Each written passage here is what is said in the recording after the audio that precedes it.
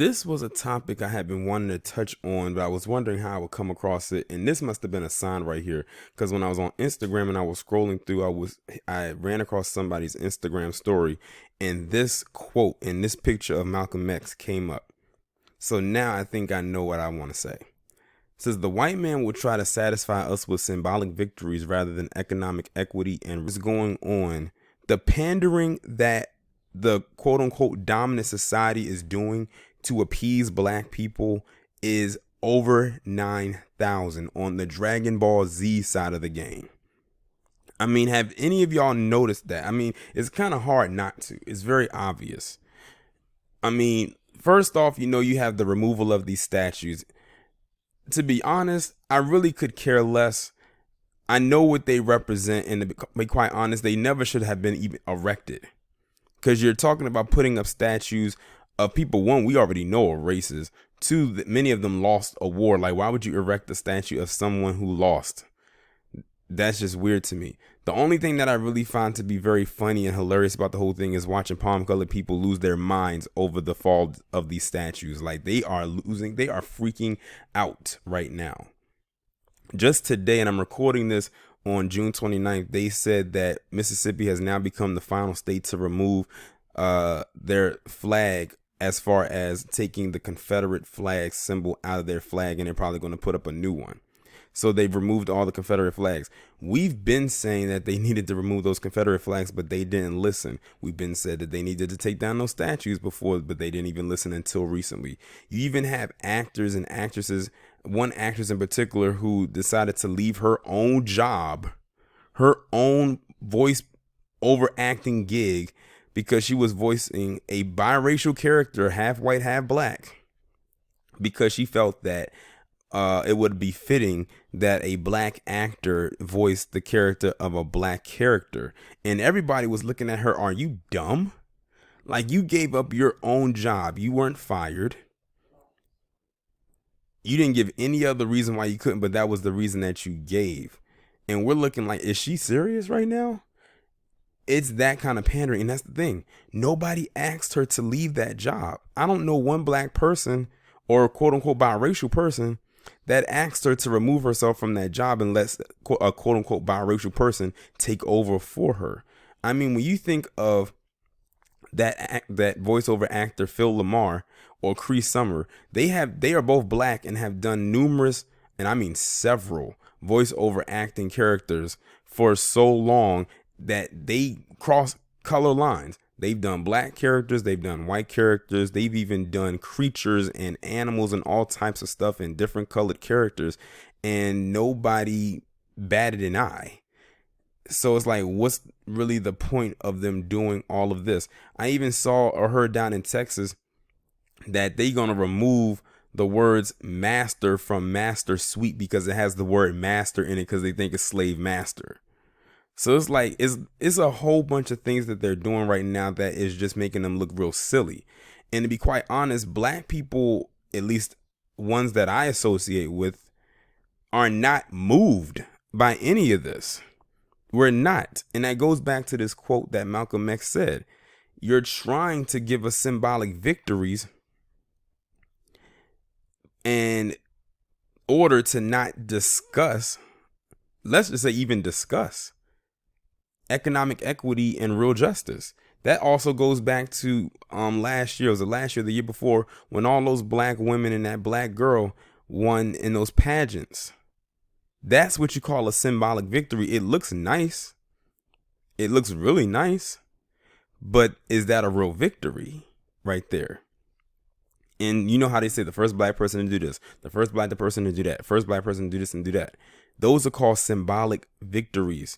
And they do that because, like the quote suggests, they don't want to discuss real economic equity and real justice. This is to mask and to cover so they won't have to keep hearing us talk about reparations, which is the goal. That should be the goal of what we're trying to achieve, is getting reparations so we could be self-sufficient and do our own thing and be left to our own devices. But they keep giving us all these symbolic victories and all this pandering and thinking that's supposed to be a thing, because that's for so long what as a collective of black people have been used to is a bunch of trinkets, because mainly that's all they were going to ever give. Remember what Mitch McConnell, was it Mitch McConnell who said that? Or was it somebody else that said that Obama was our reparations? A man that barely, if ever, did anything for a collective of black people.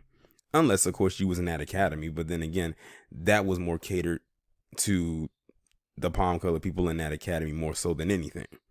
If it was just black people there, he probably wouldn't really done much for them. He tried the whatever's that they're trying to give us or whatever they're trying to do, because it's not working. That's not what we want. I mean, it looks nice.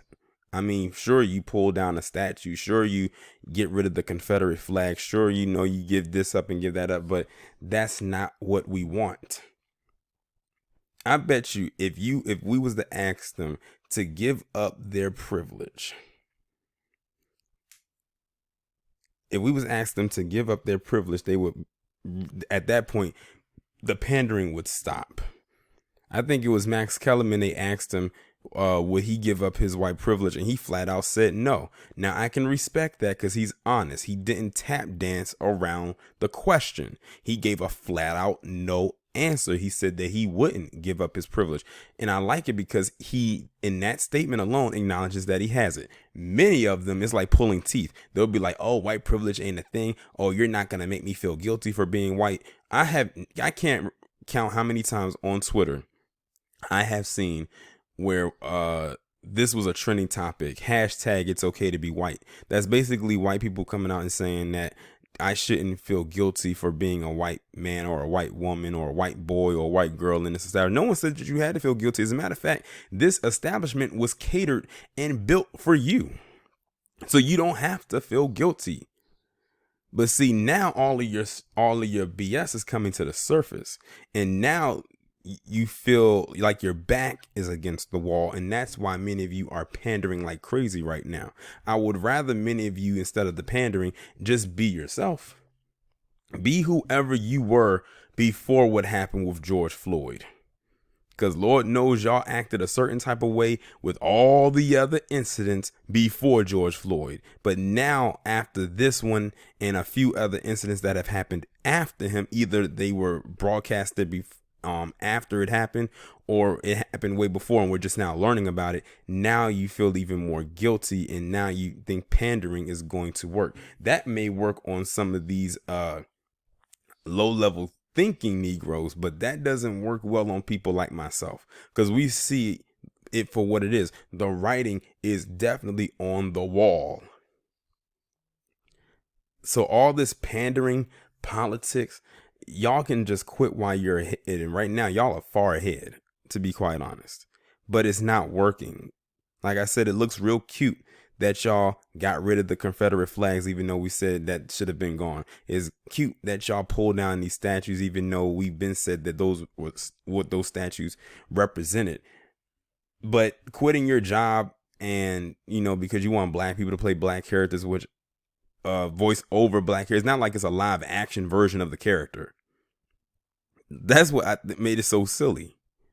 And the whole mattress thing that I just gave you, and a few other things. Like, it's so many, I can't think of all of them right now.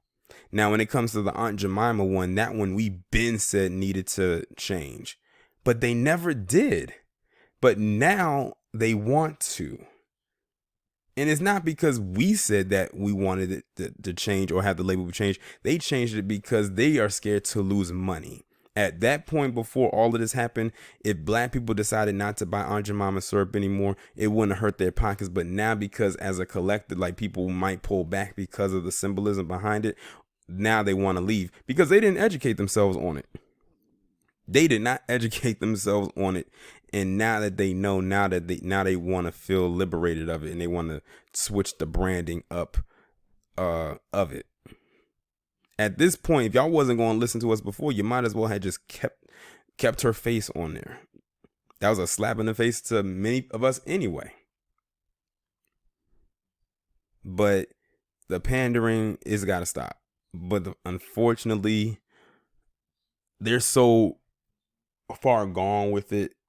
I don't think they'll ever stop until they are ready to stop. But until they are ready to pander to us with that reparations and cut that check, I guess they'll be pandering forever. Because let's be honest, they not ready to cut that check.